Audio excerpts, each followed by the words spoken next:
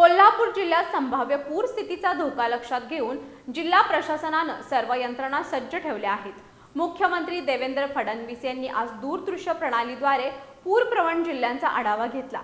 यावेळी जिल्हाधिकारी डॉक्टर विजय राठोड यांनी जिल्ह्यातील तयारीची सविस्तर माहिती सादर केली।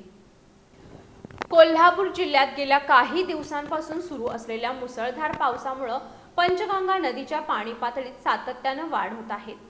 3 जुलैपासून दररोज सरासरी 50 मिलीमीटर पावसाची नोंद होत असून नदीची पातळी दर 24 तासात 6 ते 7 फुटांनी वाढत असल्याची माहिती जिल्हाधिकारी डॉक्टर विजय राठोड यांनी दिली।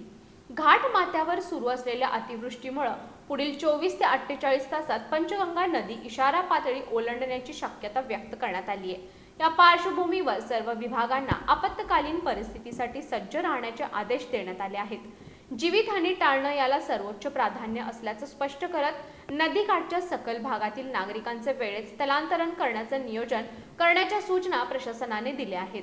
तसंच पूरग्रस्त गावे, संपर्क तुटणारे रस्ते आणि संवेदनशील भागांमध्ये बोटी, मनुष्यबळ, यंत्रसामग्री आणि आवश्यक साहित्य उपलब्ध ठेवण्याचे निर्देशही देण्यात आले आहेत।